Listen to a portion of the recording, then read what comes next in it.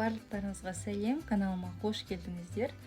Бүгін осындай өте жылдам жасалатын жұп-жұмсақ сәбіз қосылған пирог дайындаймын.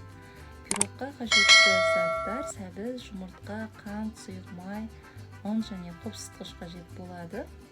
Құрамына қажетті заттарды алдын ала дайындап өлшеп алдым және видеоның төменгі жағында описание бөлімінде қалдырып қойдым. Ең алдымен жұмыртқаға аз-аздан қантты қоса отырып миксермен араластырып аламыз.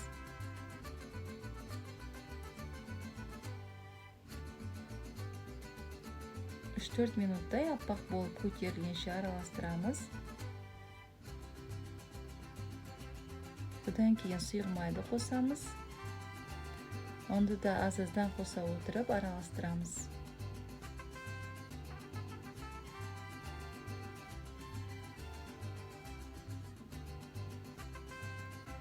Қопсытқыштың орнына сода мен уксусты қосып араластырдым. Қазақша контенттің дамуына үлес қосып, менің әр салған видеоларыма лайк басып пікір қалдыруды ұмытпаңыздар. Ең соңында сәбізді қосамыз.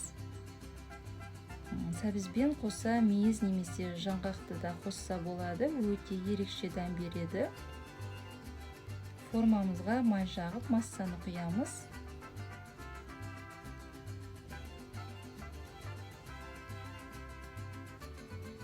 Алдын ала қызып тұрған пешке 180 градуста 30 минуттай пісіріп аламыз.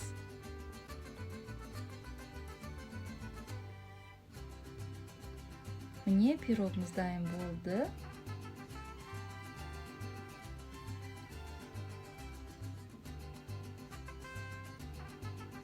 Үстіне қантын тағын себеміз. Және арасын кесіп көрсететін боламын.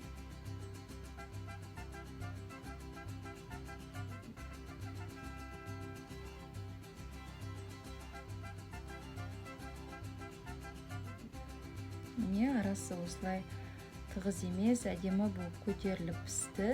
Видео ұнап жатса, маған кері байланыс білдіріп, лайк басып, пікір қалдыруды ұмытпаңыздар.